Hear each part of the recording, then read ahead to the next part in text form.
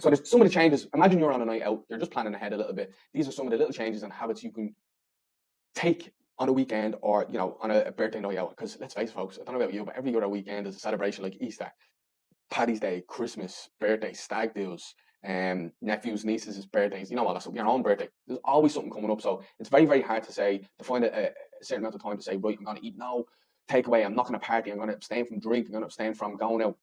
It's very hard to do that for 3 months, and 3 months is usually the time needed to get a decent result. So what we do is we actually try and work our diet around and lifestyle change around you to fit your lifestyle. So we figure out some little changes and swaps we can make. So changes you can make to your food choices. So you can read this. So stage 1, you're going out for dinner and you're excited about the night ahead, enjoying a lot of laughter. So you can choose the big pizza, you can choose the garlic bread, and you can choose the high calorie drinks like wine or whatever. So that will come up to around 1900 calories. Or you can make these little changes, as you can see, still going out for dinner, still excited about the night ahead, and enjoying the same laughter with your mates. However, you just choose maybe a thin crust pizza that is maybe a little bit smaller, and half the calories of the other pizza that you could have had. Then you actually go for the low calorie. No, you still go for, one wine and a diet lemonade instead. And then you're hitting half the calories for that start of the night out, so 830 calories as you can see there. And then later on in the night, so let's say you go to the bar, you go to the club, then after you go for some cocktails, whatever it is. So you can have 6 double vodkas and cokes, full sugar, and you can rack up a lot of calories there. Or you can choose this more clever option, still going to the bar, still going enjoying yourself, but you're not ruling over people and being an asshole drunk, and probably most likely not remembering your night because you've drank so much alcohol. So you can change that to 4 vodka and Diet Cokes and 2 Diet Cokes, sneaky little drinks that are low and have no alcohol in it. So you're having 4 alcoholic drinks and 2 non-alcoholic drinks there, rather than getting absolutely obliterated, ending up with a hangover the next day, or doing something you regret and waking up with a fear, which is common. So notice the changes and these simple swaps you can make. So stage 3 now, let's say animalistic drinking, and you continue in the club while periodically spilling your drinks everywhere and being a dickhead again because you're too drunk. So that's 2 double G&Ts, 2 Jager bombs, and 2 tequila shots, 900 calories. Or you can swap that for still enjoying a few drinks, some dancing without being drenched in vodka of other people, or you drenching other people in your vodkas. So you can choose to have 2 slimline G&Ts and 2 waters, or maybe 1 shot of tequila. And that's, a nice kind of, what's the word?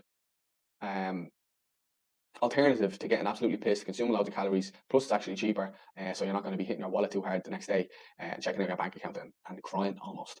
Then the next one, so your night out, it's 2 o'clock, you're trying not to spill the kebab down the front and let it fall out of your mouth when you speak, when you're trying to chat with women, or whatever it is you're doing. So a large doner kebab and loads of dressings, and maybe probably another Diet Coke with that. So that's going to come over to well over 1,000 calories, probably about 1,400 calories. Or you can go to bed, yours or someone else's, it's up to you.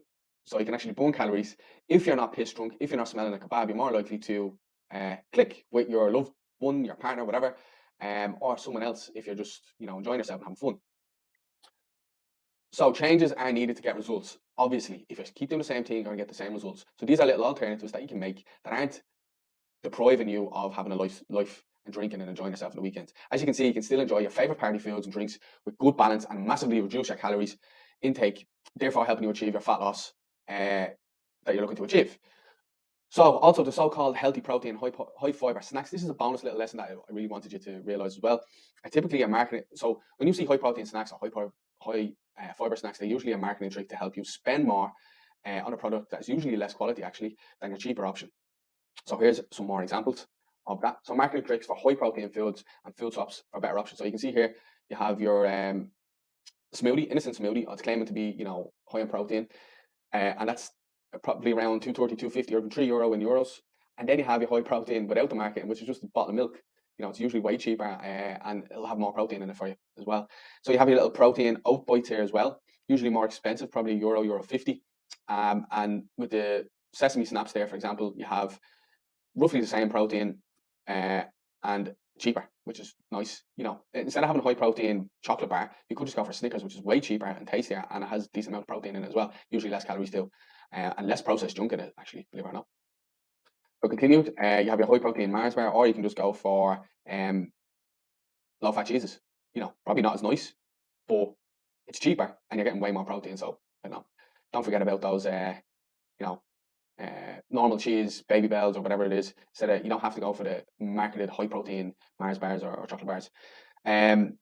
So the protein bounce snacks as well, 8 grams of protein, or you can go for the cheese again. It was just double, almost double that 6 grams more than that snack, and way cheaper and a little bit less calories as well, which is pretty cool. Actually, no, it's the same, roughly. It's not too much. Next, so you can have some foods you fancy. So you can have some foods you can fancy. So just have a look at these, just a few nibbles that we're forgotten about. This is how you can easily go over your calories and think, oh, I'm definitely in a calorie deficit. I'm in a calorie deficit because I'm hitting my calories, but why am I not losing weight? Why are the scales not reducing? Why is the body fat not reducing in photographs? Well, it's because you're probably sneaking in calories or forgetting about calories that you have eaten. So, for example, if you grab a handful of nuts and dried fruits, it's healthy, yes, but it doesn't mean that like the calories don't count.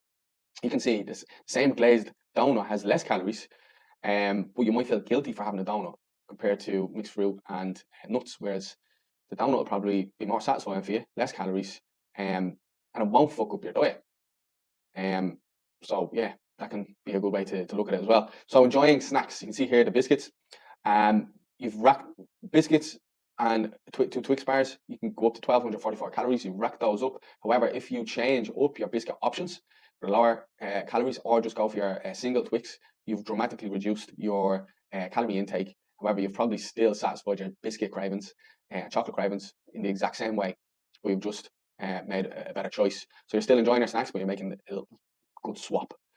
So hopefully you've learned a lot from this video.